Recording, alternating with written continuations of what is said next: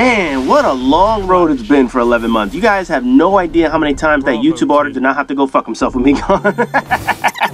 So now that I've done Mission Impossible and you got a tour of what my place looked like, I feel like I have to make up for my absence with a little bit of timeline of shit. Now, obviously, when I moved, I knew I wasn't going to have a chance to make videos. Although I did make a few, don't get me wrong. There were far and few in between, but for the most part, the entire time I was gone, I knew I wasn't going to have the chance to make a lot of videos. However, I was still working on shit for upcoming videos. And yes, I have a bunch of shit planned, which I'll talk about in a minute. Now, I said this in the house preview video, but when you guys buy a place and you move in, that's not the end of it. Oh, no, hell no, man. There's a bunch of shit you have to do after the move. There is a bunch of shit you need to buy and set up after move, and my weekends are basically tackling one project after another. In the house video, I mentioned the house has no window treatments. Well, guess what? Now I have them. It took me 2 fucking hours to put those shits up. You saw a box that was my dining room table. Guess what? That fucker's now built. It took me like half an hour, 45 minutes to get that motherfucker out of there. I ain't got no goddamn chairs for it yet, but otherwise, the table's built. I gotta go out and buy those fucking chairs, but you guys get an idea of all the shit that I have to do. I just got up from spending 2 hours fucking raking leaves doing yard work in this motherfucker. 2 hours. That 2 hours, I could have been playing a fucking video game. And no, this is part of what you do when you move into a house. This is part of life in the suburbs. There's just no way around that shit. My weekdays are no better. What was once a 35-minute door-to-door commute now takes an hour and 35 minutes on a good day. And that's not including some of the other shit that I have to go through in my commute, which I'm not going to bore you with the details of that shit. But by the time I get home, make dinner, hang out with the dogs, walk them, I might get a little bit of gaming time in before I need to go to bed and start that process all over again. But hey, you know what? I knew this came with the territory of moving to a new place. That being said, each little project that comes up on a weekend, each weekday commute, means less time for doing things that I like. Less time for gaming, for example. My videos are another example. So while I'm officially free and back to YouTube, I'm still not back 100% of the time. Well, don't worry. Videos are still coming out. Probably only 1 or 2 a week or so until I feel like I can get settled into my routine and shit. Until I feel like I've gotten rid of all these fucking projects. So I'm hoping by January to have a better handle on my schedule, because as of right now, I'm still taking my time trying to get into shit. You know what I'm talking about, man? Plus, you got the holidays and all that other bullshit coming up. So essentially, I'm still working on getting my way back into a full-time schedule. Now, one of the main videos that I have coming up is my 1000th video. I've known for a long time now exactly what I was going to do for that video, except the shit got fucked up. Initially, it was going to be Mission Impossible. Initially, I was going to try and get 999 videos before I took my break. And then once I came back, video number 1000 was going to be Mission Impossible number 10. Didn't happen. But as I believe it's right now, this is video number 993, if I'm not mistaken. Hopefully I did my math right and shit like that. So, it's going to be coming up very shortly. Matter of fact, I'm aiming for that to be my first video of 2017 if all things go according to plan. So if you guys look at the calendar now, do the schedule, you see exactly how many videos are going to be coming out in the month of December. But I'm hoping that the first video in January is going to be my 1000th video. Other than that, just look at all the other shit that I need to talk about. Final Fantasy just released and I've been playing that. I need to do a video on one of those. That's one of my favorite franchises, of course. Call of Duty is going down in flames. And naturally, I need to rub some salt into their wounds. Ubisoft is still being Ubisoft. Destiny is still the best crap-ass game to play. EA still can't beat Call of Duty in sales. And Mass Effect Andromeda is the next game on the horizon, and I want to play that shit. Oh, man, did you guys see the footage of that motherfucker? Anyway, I'll talk about that in the future. However, before I get into those, I figure I have to do a little bit of backtracking. What the fuck was I doing for 11 months? What was I playing? How was I playing? And, you know, the usual shit, man. First off, I had the most awkward setups you can imagine. If you saw my house video and thought that makeshift gaming room was awkward, you have no fucking idea what I went through before that. It was horrible.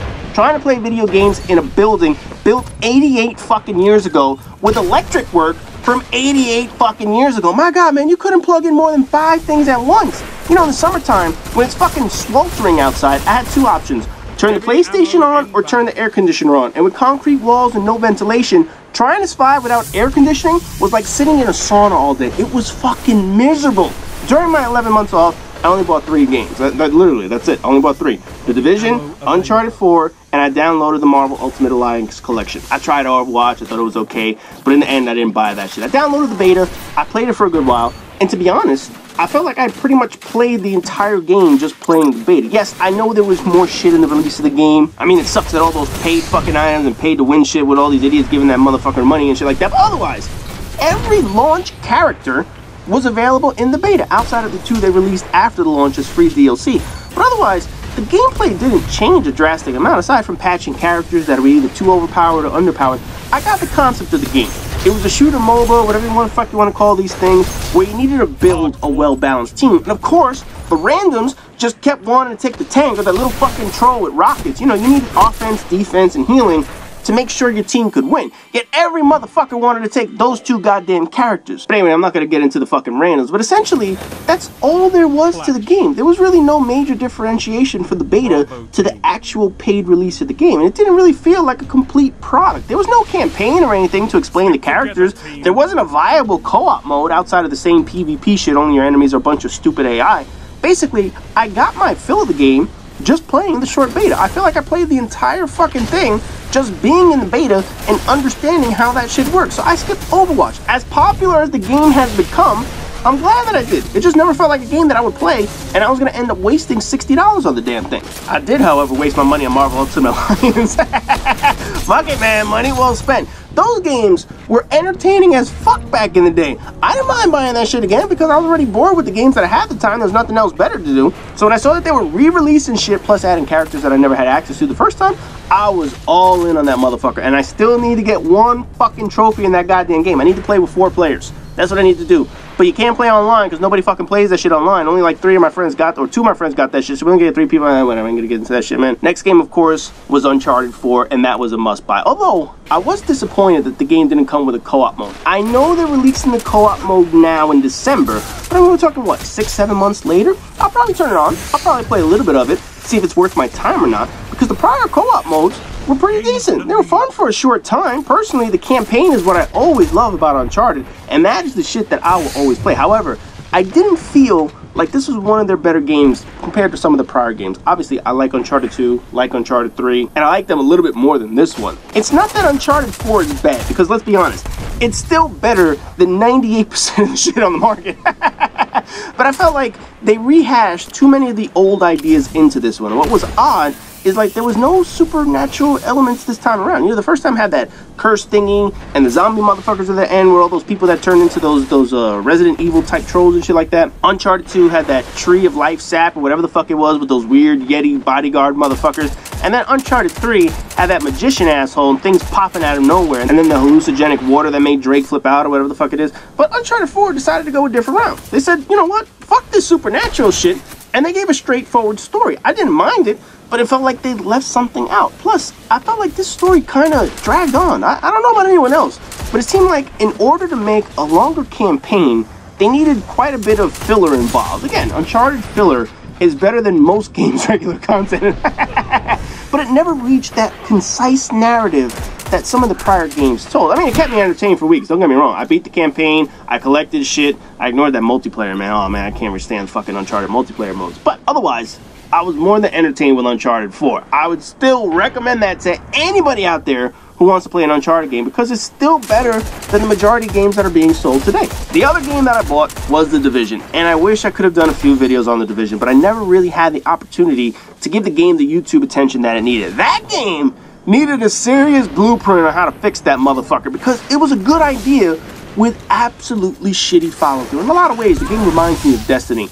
Decent idea for a game, solid backdrop, but major gameplay issues that fucked the game over. You know, I ended up doing one video on it over the summer, but it really needed some more ranting love when the game was fresh. I don't want to rant too much about the game because I already did that in the one video, but, you know, I tried the beta during release, and once the beta was over, I made a prediction on the Prestige Gamers forum regarding that game. I said it would last me about a month or so. Sure enough, I played the game about a month, and then I put that sucker away. You know, the game has its ups and downs, much like every other fucking game that I play.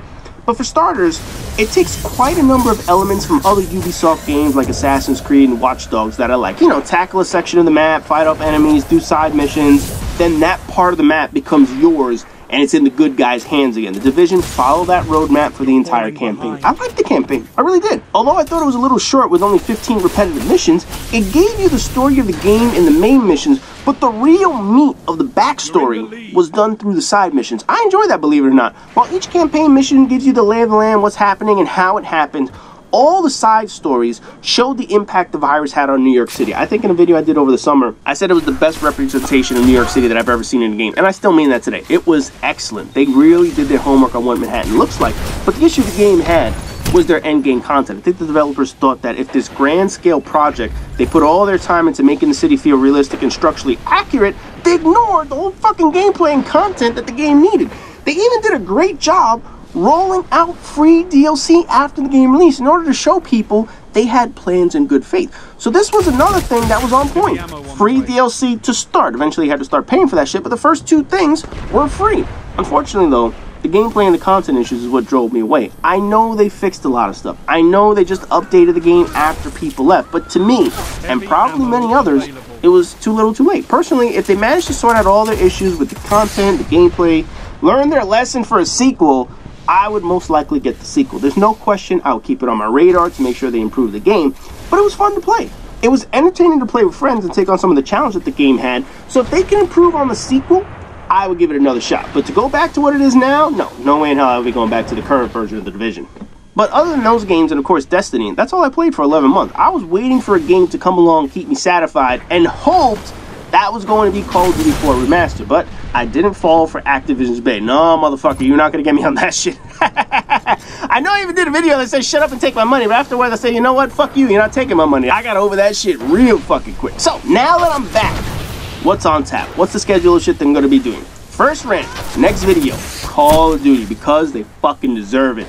Oh man, does Activision deserve it this year with the bullshit they tried and the fan reaction to shutting down their bullshit. You have no idea how good it is to see that the fans finally smartened the fuck up and said, no, we're not falling for your fucking bullshit, man. Finally. So that is my first rant coming up. Community events. I haven't played with subscribers in a very long time. With Destiny rolling out private matches and shit like that, we can certainly have some fun in that shit. Plus, I can always speed run some more raids and shit like that for rewards in this motherfucker.